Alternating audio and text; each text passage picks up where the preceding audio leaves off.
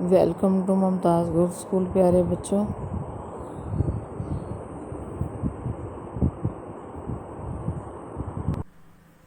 ہاں جی بچوں کو آئے دو انشاء کھولیں اپنی آج، اور آج آپ کا جو کام ہے وہ ہے درزی خانے میں جو ہے نا ایک ہوگا گاہک اور ایک ہوگا درزی، تو اس نے کس طرح بات چیت کرنی ہے یہ آپ نے میرے سے دیکھنا ہے۔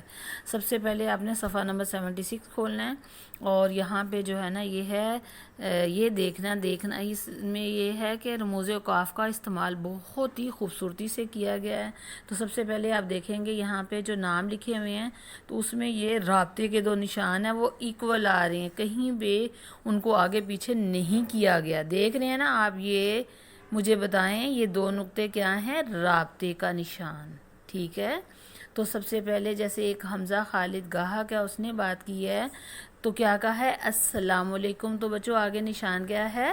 ندائیہ کا، یعنی یہ لازمی نشان ہے، اس کے بغیر آپ کے مارکس کٹتے ہیں۔ پھر درزی نے بات کی ہے تو اس نے کہا وعلیکم السلام، کہیے کیسے آنا ہوا، کہیں بھول تو نہیں پڑے۔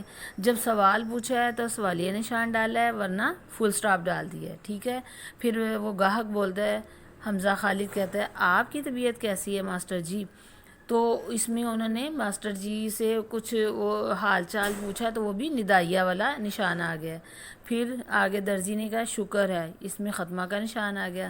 حسیب خالد کہتا ہے ماسٹر جی، اب مخاطب کیا ہے، مخاطب کے لیے بھی یہی نشان آتا ہے ندائیہ کا، یہ کپڑا لیجئے، میرا سوٹ تیار کر دیجئے، حمزہ کے لیے 2 شلواریں اور 1 قمیص تیار کیجئے۔ کس حساب سے خریدا ہے یہ کپڑا؟ یہ درزی نے یہ بات پوچھی ہے۔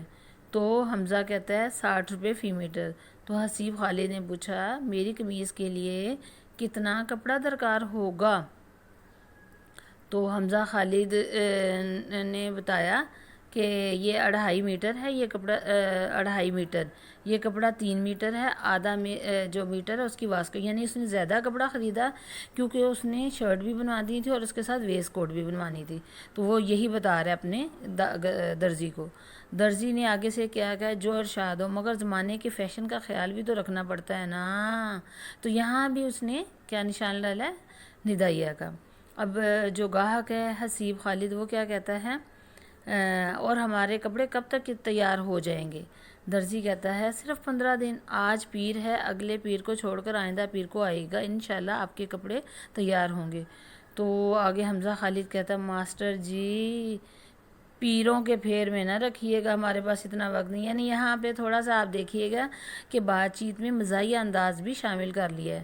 تو مذاق میں اس نے کیا کہا ہے کہ جیسے پیر پکڑے ہوتے ہیں لوگوں نے، تو ہمیں پیر سے ایک پیر میں آنا، دوسرے پیر کو چھوڑنا، پھر پیر کو آنا، تو اس نے اس کو تھوڑا مزاح کا انداز دے دیا ہے۔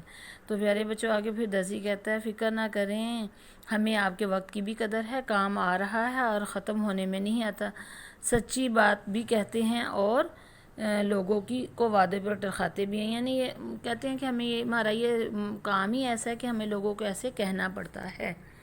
تو پیارے بچوں اس کے بعد کیا کہتا ہے حسیب، مگر ہمیں نہ ڈرخانا ورم ہماری دوستی بھی ٹرخ جائے گی۔ یہاں پہ اس نے تھوڑا سا اپنائیت کا اظہار کرتے ہوئے کہا کہ ہمارے ساتھ لوگوں جیسا برتاؤ مت کرنا۔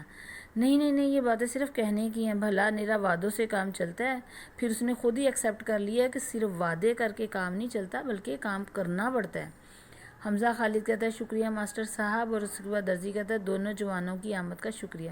تو پیارے بچوں آپ نے دیکھا پورے جو یہ مکالمے میں درزی خانے کے جو آپ نے مکالمے میں دیکھے 2 لڑکے ہیں جو گاہک بن کے آئے ہیں اور ایک درزی ہے، تو انہوں نے مزاحیہ انداز میں بات چیت بھی کیا اور اپنا کام بتا دیا ہے، اور ساتھ وہ اپنا جو وقت لینا تھا کہ ہمیں کب ملے گی وہ بھی لے لیا۔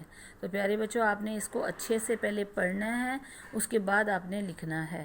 اللہ حافظ۔